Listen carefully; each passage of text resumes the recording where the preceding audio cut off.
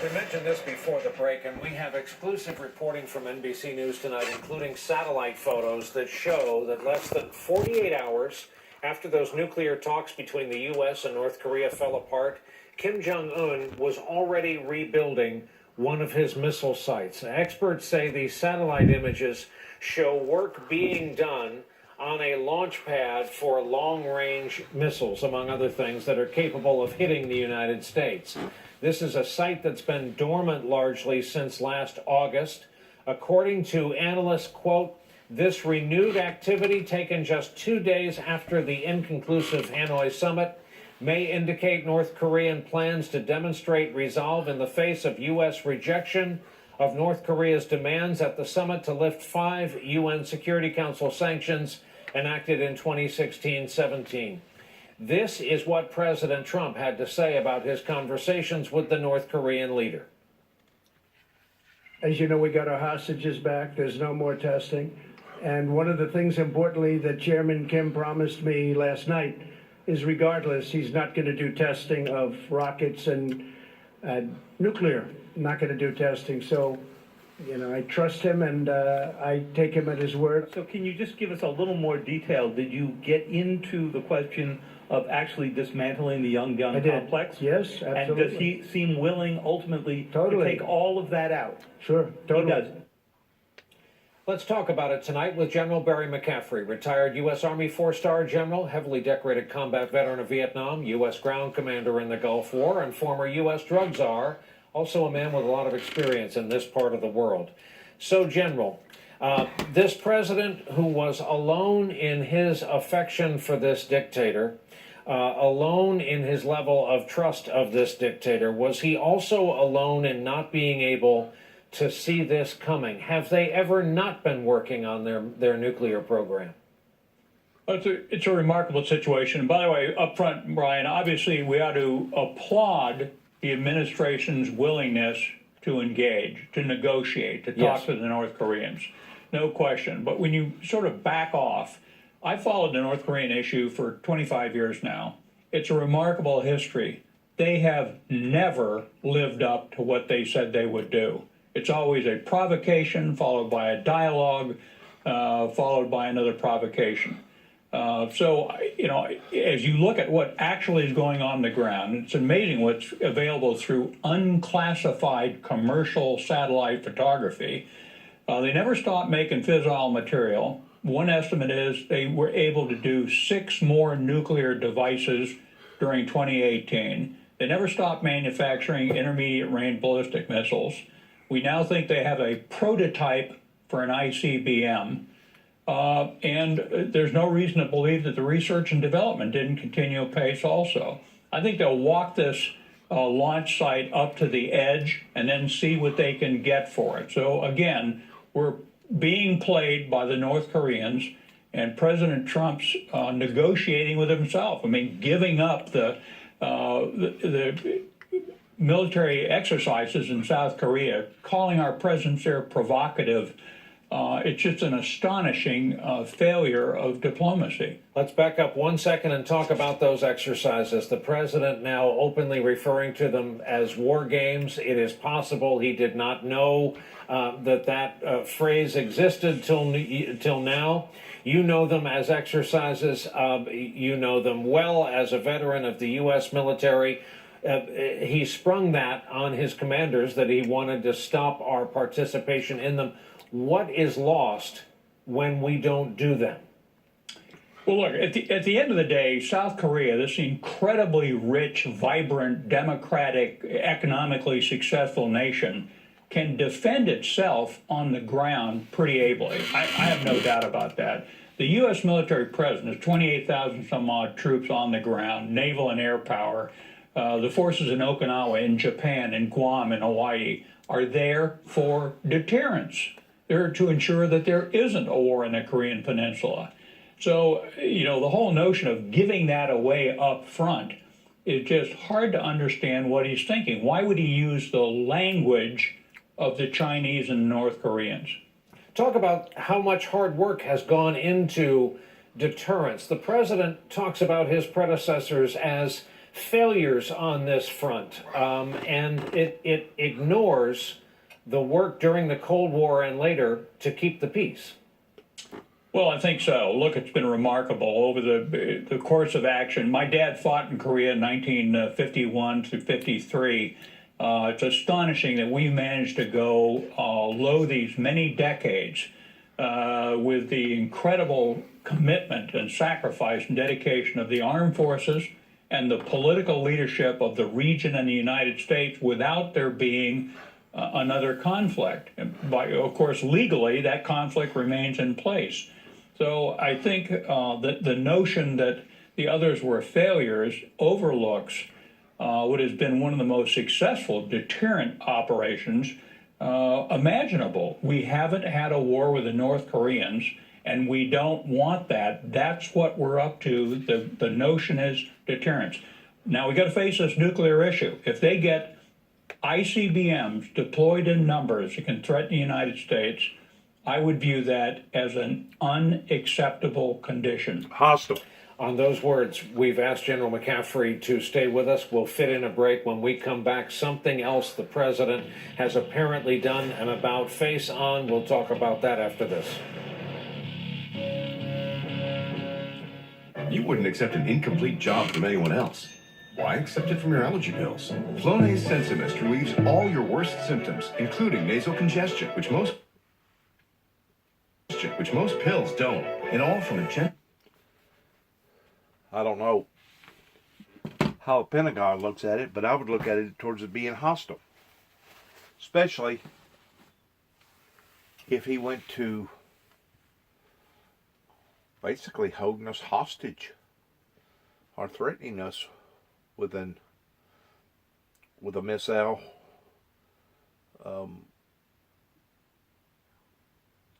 He's a madman. He's very sick.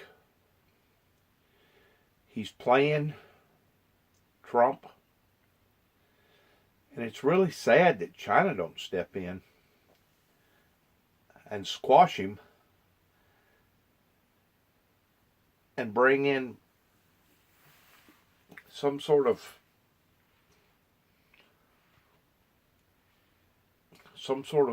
ops to be able to stop his aggression.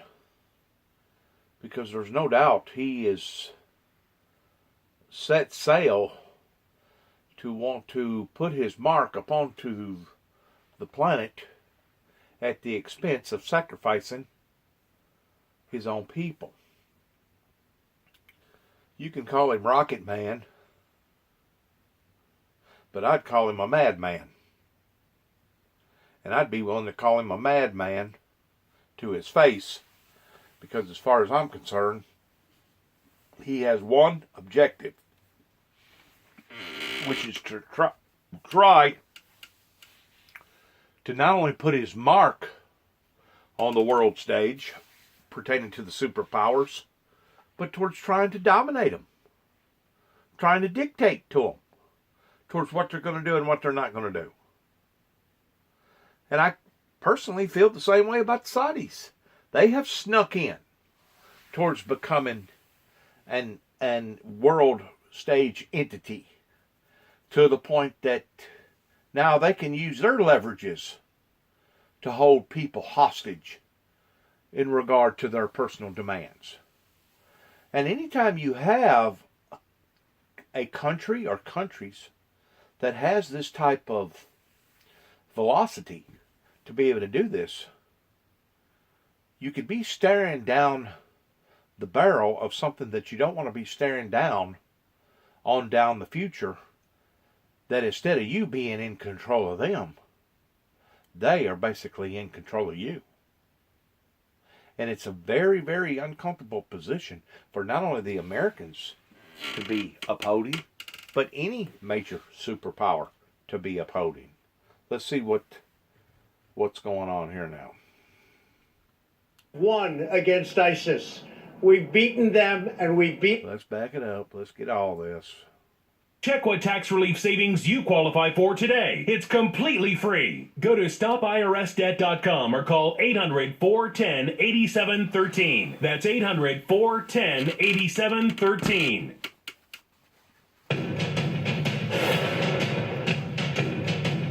We've been fighting for a long time in Syria. I've been president for almost 2 years, and we've really stepped it up. And we have won against ISIS. We've beaten them, and we've beaten them badly. We've taken back the land, and now it's time for our troops to come back home. Okay. That was under 3 months ago when the president shocked everybody, including his own Pentagon commanders and members of Congress, by announcing the U.S. was coming home, pulling out of Syria. It now appears the president has had something of a dramatic change of heart. Here's how we know this, because he wrote it in Sharpie across a letter from Congress. A bipartisan group of lawmakers had written in support of leaving the troops there in place. Trump wrote back right on that same letter, quote, "Agree 100%, all is being done." General Barry McCaffrey remains with us. General, I also have to share with our audience this headline in the Washington Post. Trump vowed to leave Syria in a tweet. Now he agreed to stay with a Sharpie. What do you think is going on? Well, I think there's an awful lot of impulsive, unilateral decisions coming out of the White House. There is no connection with the national security process, deliberative, listening to the intelligence, coming up with a strategy and what we're trying to do. I got to admit, Brian, there's no question that Syria is an irredeemable mess. Nobody's putting it back together. Not Assad, not the Kurds, not the Iranians. But it could get worse. And it's amazing to me what CENTCOM, General Joe Votel, and the largely special operations and lots of U.S. air power has been able to accomplish. But announcing publicly we're leaving, throwing our allies under the bus, ceding the terrain to Erdogan, struck me as a foolhardy decision. It's hard to understand what he was thinking. Arrogance. And now leaving, announcing publicly 200 to 400 troops will stay in isolated patches in Syria strikes me as totally irresponsible. I don't like to see symbolic use of U.S. military power. We had to fight and kill a couple of hundred Russian mercenaries in Syria a year ago. This is a very dangerous ground. The president should not be determining head count. He's supposed to do strategy. And can't we assume, General, that if the head count is 400 and if it's General Votel who's decided who stays and who goes, those are essential personnel? We're conducting airstrikes. We were overnight with American aircraft. That needs forward air controllers. That needs air crews on the ground somewhere. Well, exactly. I mean, thank God for the U.S. Navy and Air Force strike options. That's been a huge part of the hammer we've been using. Although we actually had U.S. Army and Marine artillery units in country also operating very small elements. But look, we don't want the White House determining the optics of military operations. We want the White House to sort out what the political strategy is and approve military objectives. And again, I think announcing that there'll be small bands of U.S. military personnel deep in the heart of Syria is a gross misjudgment. General Barry McCaffrey, it's always a pleasure to have you on the broadcast. Thank you so much for joining us again tonight from Seattle, Washington. Good to be with you. And coming up for us, it's fast becoming a bestseller, and that's exactly what has people concerned about what's going on the website of, shall we say, a major Seattle-based employer.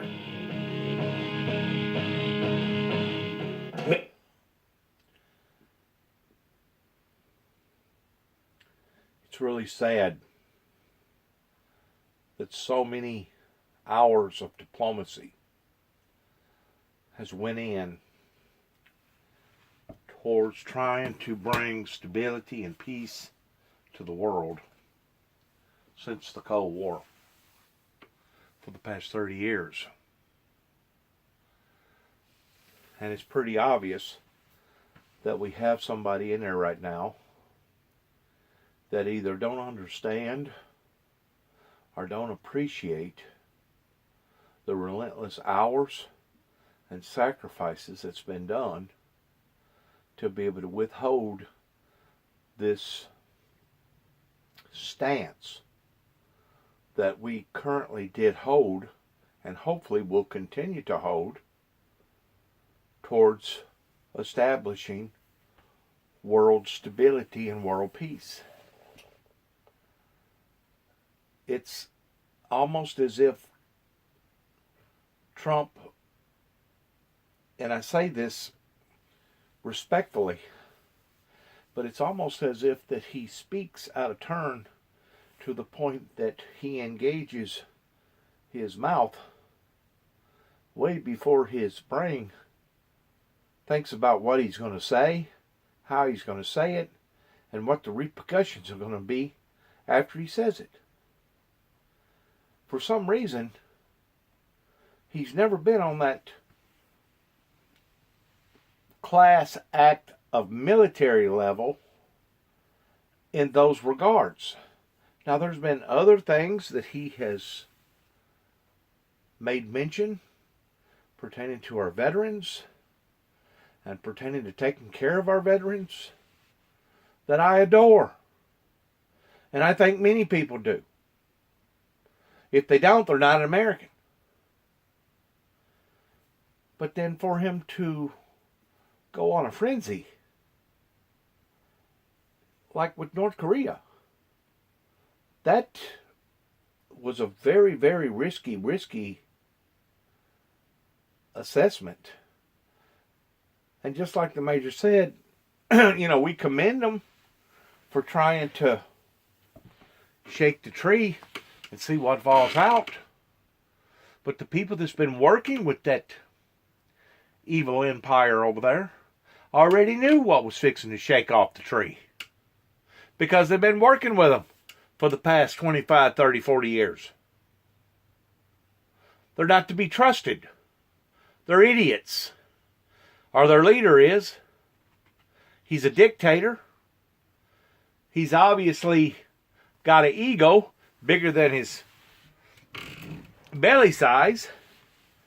And he don't care about nothing other than getting his fingerprint on the world stage, at the expense, I believe, of sacrificing his own country. Now, is that not ludicrous? Is that not somebody that reaches the state of being a madman? Somebody that's willing to do that?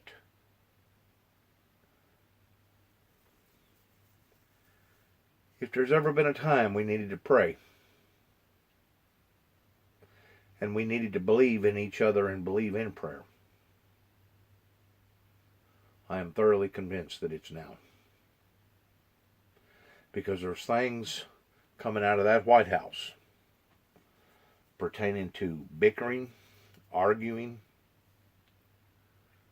not just debating, but people going to jail, people losing prominent positions, people losing careers, people losing their reputations. There's things right now coming out of that White House that bothers me on the same level that occurred right before the Civil War broke out, whenever the White House was in a different geographical position. And if you get to looking at the traits of what occurred before the Civil War, we're basically going down the same path towards people not getting along, bickering, arguing, fussing, fighting, disrespecting each other, embarrassing moments of controversy, and the next thing you know, it led out into an all-out-and-out brawl. And after the all-out-and-out brawl, then it led out into an all-out-and-out war.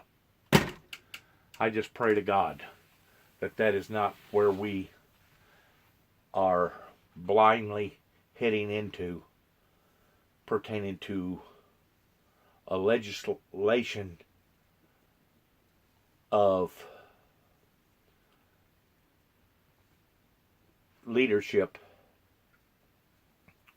that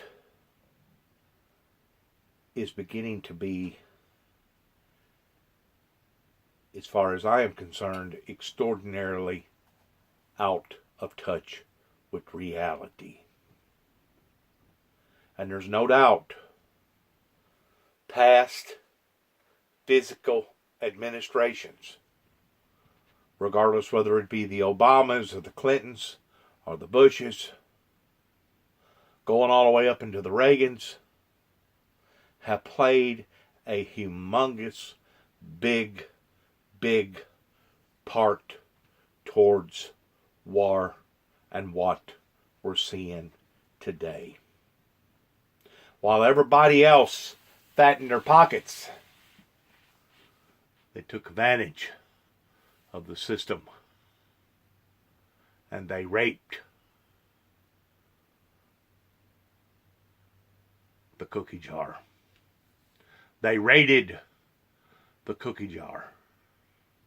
They took advantage of the system to fatten their own pockets.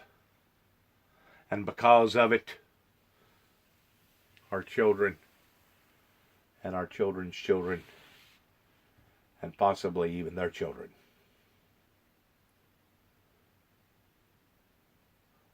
will pay the ultimate